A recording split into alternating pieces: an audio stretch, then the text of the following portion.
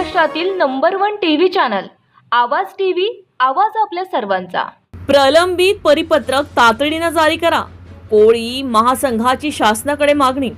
अनुसूचित जमातीतील बांधवांना तसेच त्यांच्या रक्तनात्यातील व्यक्तींना जातीचे दाखले आणि जात वैधता प्रमाणपत्र सुलभ पद्धतीने मिळावे या दीर्घकाळ प्रलंबित असलेल्या मागणीसाठी आज कोळी महासंघाच्या वतीने धुळे जिल्हाधिकारी कार्यालयाबाहेर जोरदार निदर्शने करण्यात आली।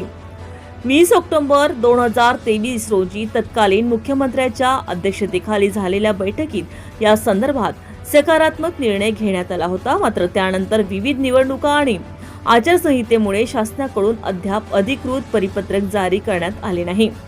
या दिरंगाईमुळे समाजामध्ये तीव्र नाराजी निर्माण झाली असून अनेकांना जातीचे दाखले आणि जात वैधता प्रमाणपत्र मिळवताना अडचणींचा सामना करावा लागत असल्याचा आरोप आंदोलकांनी केला आहे। यावेळी कोळी महासंघाच्या पदाधिकाऱ्यांनी धुळे जिल्हा प्रशासनाला स्मरणपत्र सादर करून प्रलंबित परिपत्रक तातडीने जारी करण्याची राज्य शासनाकडे पाठपुरावा करावा अशी ठाम मागणी केली आहे। लवकरात लवकर निर्णय न झाल्यास पुढील काळात आंदोलन अधिक तीव्र करण्याचा इशाराही संघटनेच्या वतीने देण्यात आला। आदिवासी टोकरे कोळी समाजाला न्याय, आदिवासी टोकरे कोळी समाजाला न्याय,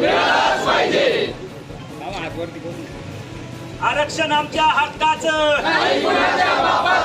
आज संपूर्ण महाराष्ट्रात जिल्हाधिकारी कार्यालयावर माननीय माजी आमदार रमेशदादा पाटील यांच्या नेतृत्वाखाली आज कोळी महासंघाचे धरणे आंदोलन व निवेदन देण्यासाठी संपूर्ण धुळे जिल्ह्यातील कोळी समाज इथं हजर आहे। शासनाला आमची एवढी विनंती आहे की आम्हाला जे जातीचे दाखले मिळत असतात ते सुलभतेने व जात वैधता प्रमाणपत्रसुद्धा सुलभतेने मिळावं ही आमची अशी पहिले राष्ट्रीय मागणी आहे। शासनाच्या 20 ऑक्टोबर रोजी जे माननीय तत्कालीन मुख्यमंत्री एकनाथ शिंदे साहेब